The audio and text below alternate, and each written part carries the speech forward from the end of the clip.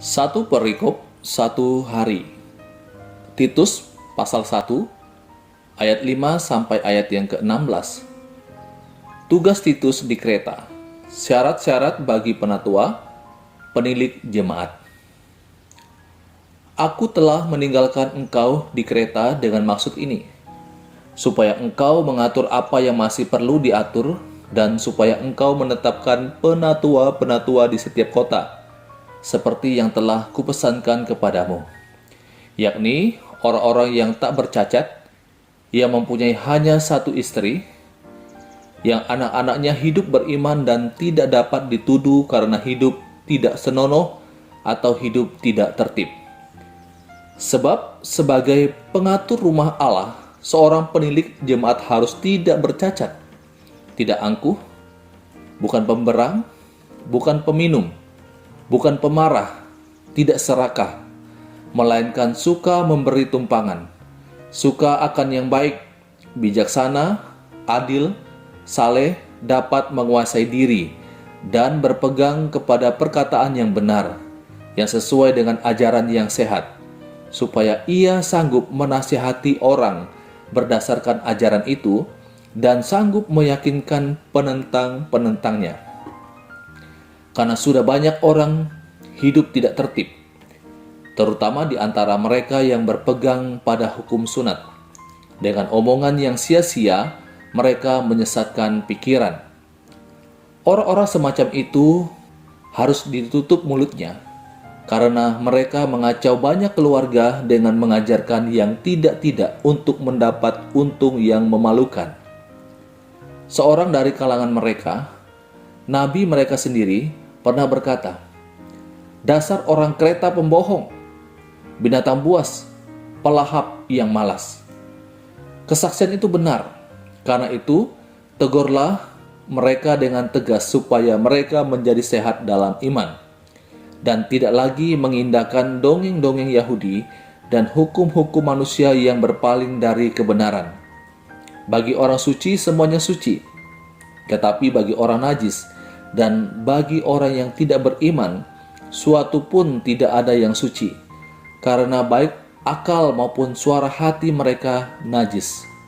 Mereka mengaku mengenal Allah, tetapi dengan perbuatan mereka, mereka menyangkal Dia. Mereka keji dan durhaka dan tidak sanggup berbuat sesuatu yang baik. Saudaraku, dalam perikop ini, Paulus menyebutkan beberapa syarat bagi pemimpin-pemimpin gereja, baik itu penatua dan penilik jemaat. Beberapa syarat yang disebutkan oleh Paulus telah ia bahas juga dalam surat 1 Timotius pasal 3 ayat 2 sampai yang ketiga. Seperti tak bercacat, suami dari satu istri, suka memberi tumpangan, bukan peminum, bukan pemarah, melainkan peramah, bukan hamba uang. Nah, syarat-syarat ini pun diterapkan pada orang Kristen di Pulau Kreta dan di kota Efesus. Ini membuktikan bahwa syarat bagi seorang pemimpin jemaat tidak akan berubah-ubah, baik itu di kota besar maupun di kota kecil. Kedua-duanya memerlukan orang yang saleh untuk menempati kedudukan sebagai pemimpin. Mari, saya mengajak kita memperhatikan ada 9 syarat tambahan yang disebutkan oleh Paulus dalam perikop ini. Yang pertama, anak-anaknya hidup beriman. Beriman di sini berarti percaya. Anak-anak penilik jemaat haruslah menjadi orang yang percaya kepada Tuhan Yesus. Karena bagaimana mungkin pemimpin jemaat dapat memenangkan orang lain jika ia tidak dapat memenangkan anak-anaknya. Syarat yang kedua, yaitu pengatur rumah Allah. Seorang pengatur adalah seorang yang setia dan bertanggung jawab. Ciri yang paling utama dari seorang pengatur rumah Allah itu adalah setia dan dapat dipercayai. Kemudian syarat yang ketiga, bukan pemberang. Artinya, tidak suka memaksa keinginannya sendiri kepada orang lain. Atau dengan kata lain, bukan seorang diktator. Syarat yang keempat, bukan pemarah. Seorang pengatur rumah Allah tidak boleh cepat marah. Yang kelima, suka akan yang baik. Ungkapan ini berarti suka akan orang-orang yang baik, buku-buku yang baik, musik yang baik, maksud-maksud yang baik, dan banyak lagi hal lain yang baik. Seorang yang baik karena ia memiliki hati yang baik. Yang keenam, adil. Arti kata adil ini dalam bahasa Indonesia sehari-hari itu adalah jujur. Nah, seorang pengatur rumah Allah harus jujur, dapat dipegang kata-katanya, dan melakukan apa yang diberitakannya. Tingkah lakunya harus benar. Syarat yang ketujuh, saleh. Kata yang lebih tepat adalah suci. Suci berarti tidak bernoda. Dan akar kata suci itu berarti berbeda. Artinya, orang-orang Kristen harus berbeda dengan orang-orang yang berdosa, yang tersesat, sebab orang-orang Kristen adalah ciptaan yang baru karena kasih karunia dari Allah. Syarat yang kedelapan, dapat menguasai diri.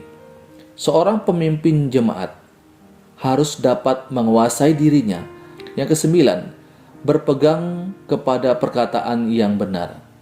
Ungkapan ini berarti ajaran yang baik dan memajukan pertumbuhan gereja.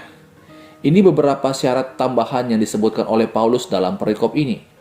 Bagaimana seorang pemimpin jemaat atau seorang pelayan Tuhan harus hidup dengan syarat-syarat yang disebutkan oleh Paulus.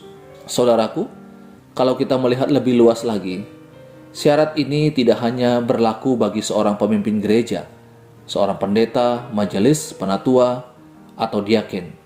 Tetapi syarat ini ditujukan kepada seluruh orang percaya harusnya hidup benar di hadapan Tuhan. Ini pembacaan firman Tuhan, renungan untuk kita saat ini. Roh Kudus memampukan kita dan mengarahkan kita untuk semakin bertumbuh dalam kasih Kristus. Soli Deo Gloria.